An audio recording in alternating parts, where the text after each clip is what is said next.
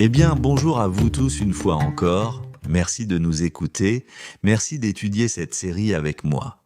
Jusqu'à présent, nous avons vu 5 leçons tirées d'un livre de Louis Giglio intitulé Goliath Must Fall. Et bien sûr, nous parlons de Goliath et des géants, des différents géants qui se présentent dans nos vies. Jusqu'à présent, nous avons examiné le géant de la peur, le géant du rejet, le géant du confort, le géant de la colère, et aujourd'hui, nous allons parler d'un autre géant, un géant d'une gravité extrême, appelé addiction. L'ironie, bien sûr, est que nous sommes accros à toutes sortes de choses, et l'ironie est que nous ne nous considérons pas comme accros, alors que nous le sommes réellement et profondément. Nous sommes vraiment et profondément accros. Et voici, étape par étape, précisément comment vous pouvez savoir que vous êtes accro. En mentionnant le mot addicted, le ton dans la pièce change instantanément, et c'est en effet très clairement parce que nos esprits ne font le lien et ne pensent l'addiction que selon une logique qui l'associe surtout à des personnes qui vont en centre de désintoxication par exemple. Mais cette génération est accro à toutes sortes de choses. Certaines de ces choses sont grandes, d'autres petites, mais nous sommes tout de même accros. Et nous devons sans cesse remplir nos esprits de quelque chose, et nous faisons cela parce que nous voulons nous distraire et nous divertir, encore et encore. Voilà donc le danger, vraiment, même si tout cela paraît anodin. Chaque fois que nous pensons à l'addiction ou au géant de l'addiction, nous minons sa puissance, son pouvoir en le déviant, en disant « Eh bien, au moins, je ne vais pas en cure de désintoxication. Au moins, à vous de le compléter. Mes amis, j'ai dans ma famille des personnes alcooliques. Et c'est là le danger. Alors je ne veux pas que l'un d'entre nous s'assoie et dise eh bien, puisque je ne me bats pas contre la grande addiction, et puisque je ne me bats pas contre cette addiction majeure, alors je n'ai aucune addiction dans ma vie dont je devrais m'inquiéter. Chers amis, lorsqu'il s'agit de l'addiction, il nous faut élargir d'une manière plus large notre filet. Tout d'abord, regardons ce qu'est l'addiction. L'addiction, c'est tout ce dont nous ne pouvons pas nous passer. En d'autres termes, nous sommes asservis à cette chose. C'est une habitude que nous ne pouvons pas briser. C'est une personne avec qui nous ne pouvons pas nous séparer, un schéma avec lequel nous ne pouvons pas changer, et en fin de compte, cela nous inflige réellement du tort. À tel point que, si cela est laissé sans contrôle, l'addiction détruira nos vies et tout ce qui nous entoure, et elle nous consommera inévitablement et nous submergera complètement. C'est pourquoi nous devons absolument être conscients de ce géant massif, redoutable et nommé addiction. Pensez-y tout de suite. Le géant de l'addiction nous vole nos meilleures années, nos meilleures relations et nos meilleures opportunités, et il nous vole tout cela et bien plus encore dans tous les aspects de notre vie et de notre avenir. Et cela nous conduit sur un chemin qu'il est extrêmement difficile de quitter. Et cela cherche à nous entraîner sur une voie menant à un potentiel non réalisé et à des bénédictions que Dieu nous accorde généreusement. Peu importe qui vous êtes, peu importe votre âge ou votre jeunesse, il attaque tout le monde, voilà le géant puissant de l'addiction à l'œuvre. Peu importe ce que vous pensez de l'addiction, elle est réelle et elle cherche à nous détruire et à nous dépouiller de la joie que Dieu nous a donnée. Je veux que tu saches quelque chose maintenant, c'est important. Les dépendances sont puissantes et elles restent généralement illogiques, malheureusement. Il n'a aucun sens de choisir des chemins nuisibles, mais nous les suivons quand même, n'est-ce pas vrai? Tout simplement. Et peut-être que tu as emprunté cette voie toi-même, et tu sais à quel point c'est nocif. Et tu dis, sûrement, cela ne peut pas être pire que ceci, vraiment. Je veux dire, tu t'en sors bien et les gens veulent que tu continues sur ta lancée et que tu puisses souffler un soupir de soulagement afin de continuer à t'en sortir, mais ensuite tu fais une rechute ou pire, tu retombes à un tout nouveau bas encore plus profond. Et tu as déjà parcouru ce chemin, n'est-ce pas? Et tu sais combien c'est difficile, combien c'est frustrant, et combien c'est déroutant, solitaire et effrayant, et tout cela peut sembler interminable et épuisant.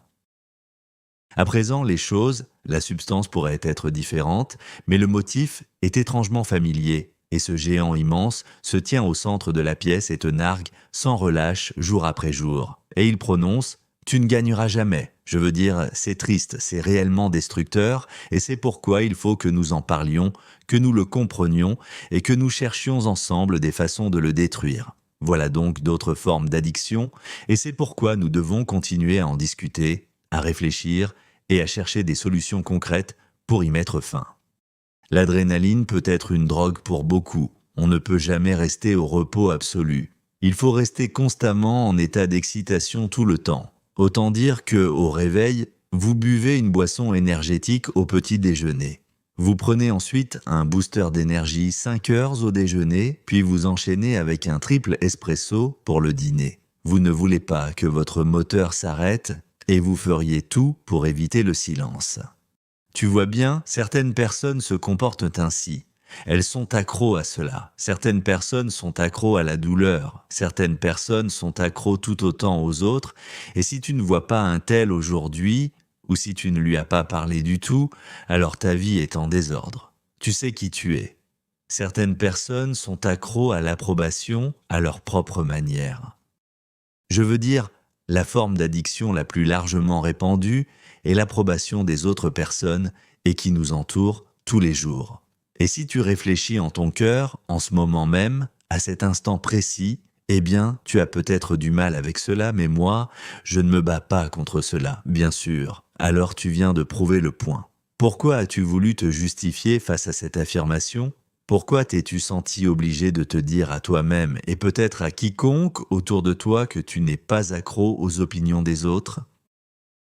Les gens qui disent « ce que tu penses m'importe peu » disent en réalité « ce qui compte énormément pour moi, c'est ce que tu penses, et c'est pourquoi je te le dis avec autant de fermeté, je me fiche de ce que tu penses, car oui, cela me tient à cœur et je veux que tu le saches. Je veux dire, je comprends. Moi aussi, j'ai du mal avec l'approbation. Nous préférons tous être aimés par les autres. Nous voulons tous être acceptés. Nous voulons tous savoir tout à fait que nous ne sommes pas seuls dans ce vaste monde qui nous entoure. Et plus nous désirons ardemment ces choses, et plus nous devenons dépendants de ces mêmes choses, et plus nous devenons vulnérables. Les réseaux sociaux ont beaucoup à voir avec cette lutte.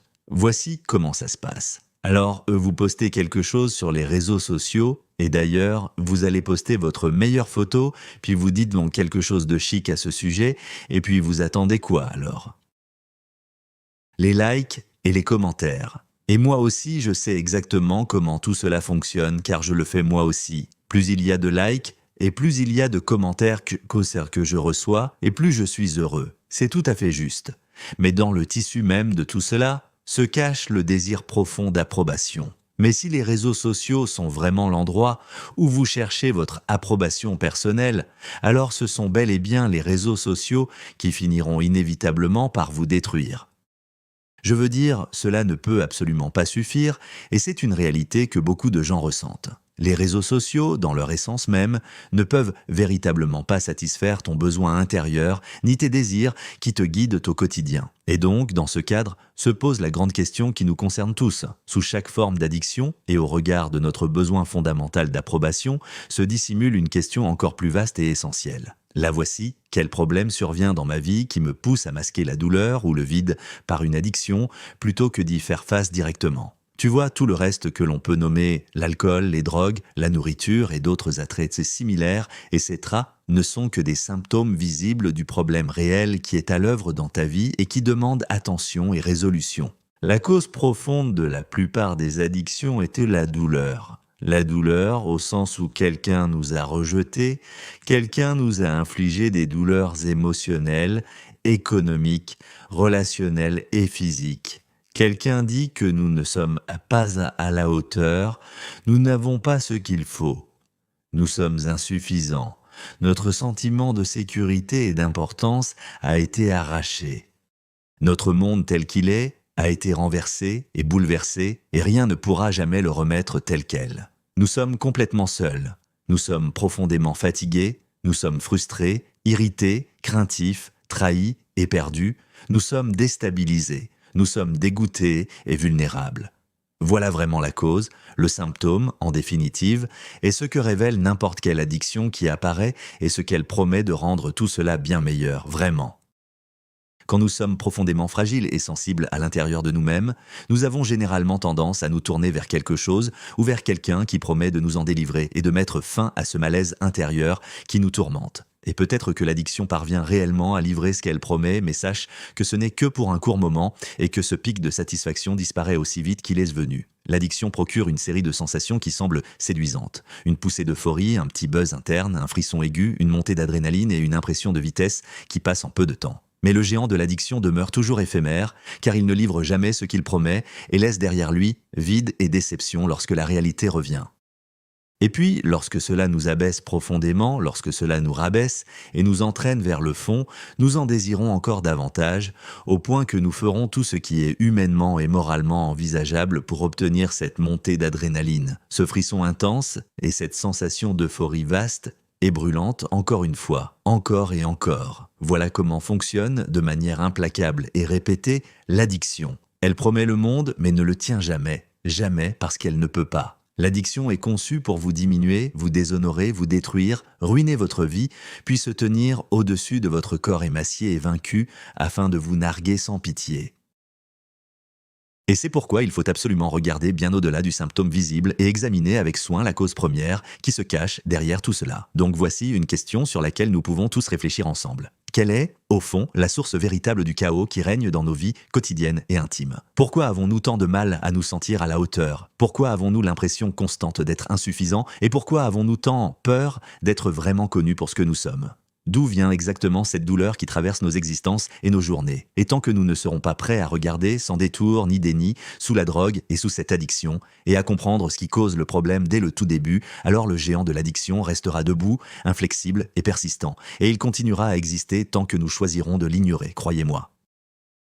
À présent, mettons cela en termes pratiques et concrets afin que tout soit clair et utile. Si une personne que vous connaissez devient dépendante de l'alcool, alors la raison profonde exprimée au sens le plus large est que cette personne se sent vulnérable et fragilisée. Elle se sent perdue et profondément confuse, et c'est pourquoi elle est ouverte à l'attaque, parce qu'elle demeure vulnérable et à risque. Elle est sous pression, elle souffre énormément, elle s'ennuie profondément. Ils se sentent incroyablement seuls et profondément rejetés, quelque chose comme ça. Alors, que font-ils concrètement face à cette situation? Ils se tournent vers ce mal, vers cette voie sombre, comme un moyen premier de dissimuler leur vulnérabilité. Ils se tournent vers l'addiction, en espérant que cela les satisfasse pleinement et que la douleur disparaisse définitivement. Mais tu sais quoi, en fait? Ça ne marche jamais. Ça ne marche jamais, jamais. Les drogues et l'alcool, ainsi que tout ce à quoi nous devenons dépendants, détruisent inévitablement tout ce qui est bon en nous, et cela ne satisfait jamais, et cela n'apporte jamais de résultats positifs.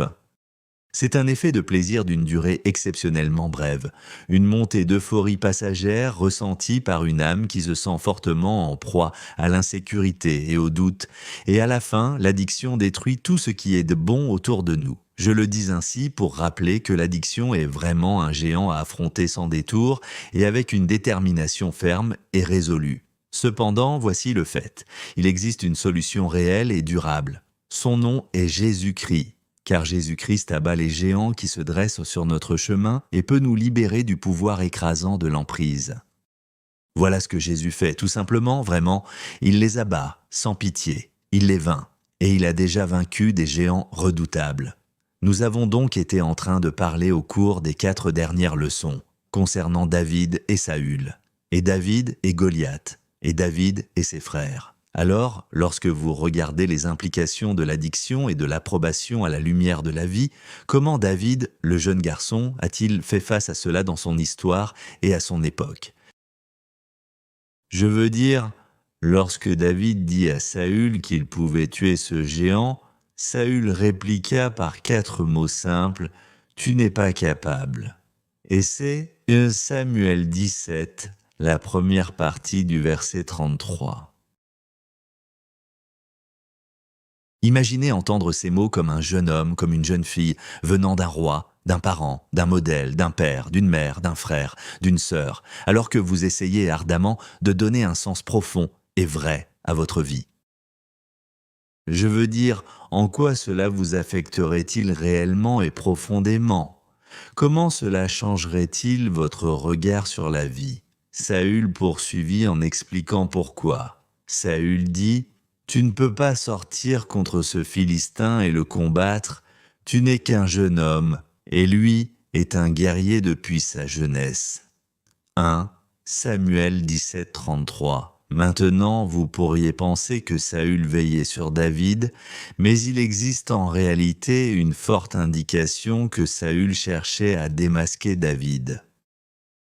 Tu vois, pour révéler sa véritable identité, tu te souviens, n'est-ce pas? Saül n'était pas seulement beau, mais il était également d'une carrure impressionnante, bien bâti et d'une prestance qui frappait. Il se dressait fièrement au-dessus de tous, comme s'il dominait chacun par sa présence. C'était un vétéran aguerri de la campagne, habitué aux contraintes et aux dangers des terrains qu'il avait traversés. Son armure, pour l'amour du ciel, était robuste et magnifique à voir. Ses aptitudes sont bien documentées et personne ne peut le contester. En fait, Saül, le roi, aurait dû être celui qui sortait et menait le combat. Il était le roi, après tout, et pourtant il était là, esclave dans sa propre tente. Et plus Goliath se moquait, avec mépris, et plus Saül reculait lentement. C'est pourquoi Saül tenait à ce que David et toutes les personnes présentes, et chacun d'entre elles là-bas, sachant que ce géant, Goliath, ne peut pas être vaincu, c'était impossible. En d'autres termes, Saül cherchait à sauver les apparences. Il voulait que tout le monde, à proximité, entende clairement que cela était une impossibilité absolue. Vaincre Goliath était une impossibilité totale car il cherchait à préserver les apparences. Après tout, si le roi ne peut pas affronter Goliath, personne d'autre ne peut le faire. Personne d'autre ne peut. Pourtant, vous le remarquez clairement dans notre texte 1 Samuel 17. Regardons ensemble, au verset 34 à 37, car vous verrez la réponse de David. Votre serviteur a gardé les brebis de son père.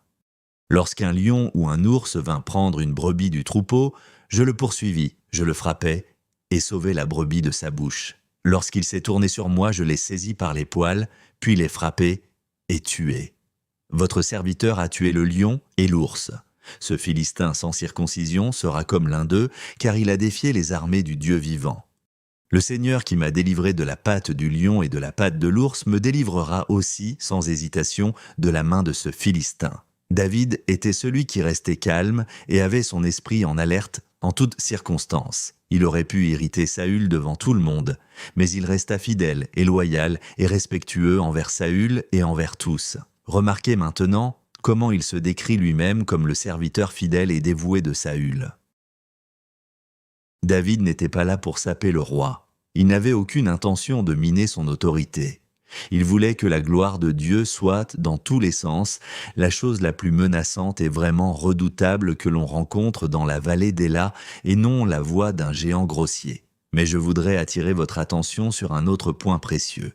Saül voulait projeter sa force et sa valeur en équipant David de son armure de 38 à 39. Mais David lui a dit qu'il ne peut pas porter ses armures, tout simplement, car je n'y suis pas encore habitué. Je ne peux pas le faire, car je n'y suis pas habitué. Voilà précisément qui nous sommes. Nous pensons que si nous avions la bonne armure, la bonne technique et la bonne épée, alors nous gagnerions sans aucun doute. Alors nous sortons et nous essaierons tout et n'importe quoi, pensant que cette seule chose suffira à faire l'affaire. Et chaque fois que nous nous sentons entièrement impuissants et profondément vulnérables, nous sommes alors tout à fait ouverts et exposés à l'attaque. Souviens-toi qu'il existe encore des combats, il y a des batailles que seul Dieu peut gagner pour nous. Souviens-toi toujours de cela. Et c'est précisément ce que fit David. Pour cette bataille, David suivit fidèlement les conseils que donnait Dieu. Il mit de côté tous les atours que Saül cherchait à lui faire porter, et il se tourna résolument vers Dieu. Souviens-toi d'Adam et Ève quand ils se trouvaient vraiment vulnérables.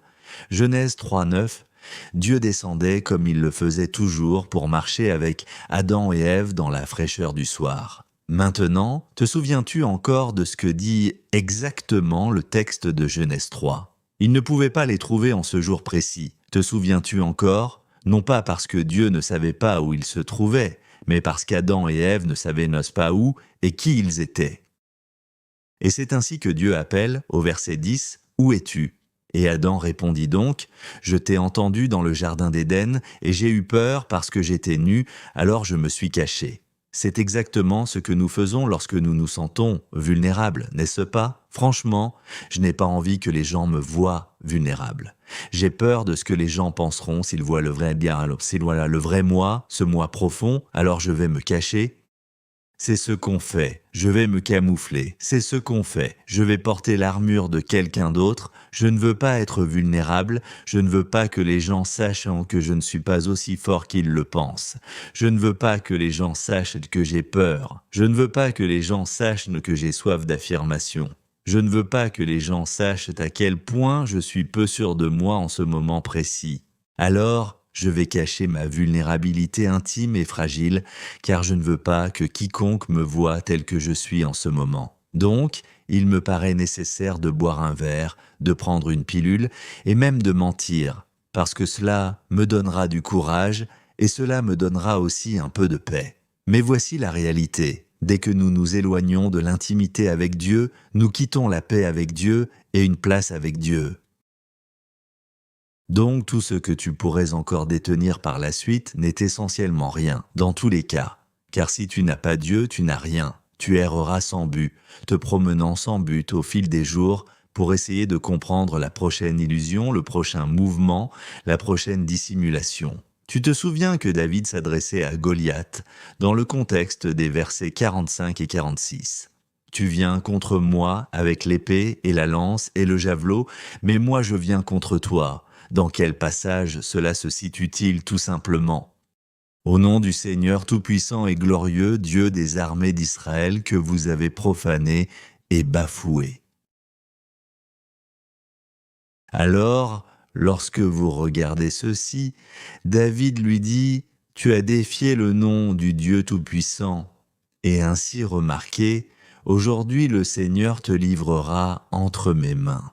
L'une des choses les plus belles de ce monde est que, mais ce mot vulnérable, c'est que, juste au milieu du mot, on voit la promesse capable. Avec Dieu, nous sommes véritablement et pleinement capables. Nous sommes capables parce que Dieu est pleinement capable. Et grâce à notre vulnérabilité humaine, nous demeurons faibles et imparfaits, mais grâce à Dieu, nous demeurons forts et confiants.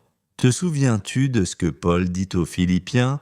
Car Dieu agit en vous, vous donnant le désir profond et le pouvoir d'accomplir ce qui lui plaît. Philippiens 2,13, n'oublie jamais que notre Père bienveillant et aimant agit dans nos vies afin d'arracher les mensonges que nous nous racontons, pour faire taire les voix qui cherchent à s'emparer de nos cœurs, pour éliminer l'autre substance afin qu'il, Dieu seul, devienne la substance unique et véritable. Et si nous voulons réellement parvenir à surmonter notre addiction, il nous faudra accepter que Dieu demeure Dieu et n'en fasse jamais autre chose, car Dieu ramènera à la vie nos corps qui paraissent morts. Dieu allumera, au plus profond de nos cœurs, un feu ardent et durable. Il échangera volontiers notre dépendance à des substances contre une dépendance exclusive à Jésus seul. Alors, ne prêtez pas attention aux railleries qui nous visent. Ne vous laissez pas séduire par la fausse armure. Lâche prise, il s'avancera et entrera pour partager un dîner avec toi. En fait, il enlèvera avec délicatesse tes vêtements funèbres et te donnera une vie nouvelle. Souviens-toi de ce moment où il a ressuscité Lazare. Jean 11, 44, tel qu'il est rapporté dans la traduction Living, dit que Dieu, que Jésus, l'enlève et le laisse partir. Il veut que tu sois réellement libre, il veut que tu le ressentes intensément et que tu éprouves pleinement son soulagement, son amour, son soin, son pardon, son toucher, sa paix profonde et sa grâce. Qu'est-ce que cela signifie exactement ? Vous n'avez plus à être vulnérable face à tout ce qui vous pèse. Vous n'avez plus à éprouver la honte qui s'accroche à vous. Vous n'avez plus à déambuler autour d'une coquille qui n'est autre que vous-même, honteux, et cherchant sans cesse ce que vous pouvez trouver pour couvrir votre corps nu et exposé. Faites-le entrer tout de suite Et vous n'aurez plus à vous inquiéter ni à redouter le géant de l'addiction, car franchement, vous servez le grand vainqueur des géants, et ce vainqueur, c'est Jésus. Alors, je prie que ces 5 leçons aient vraiment été utiles, aient été bénéfiques, que le Seigneur te bénisse et te garde, et tout le meilleur pour toi.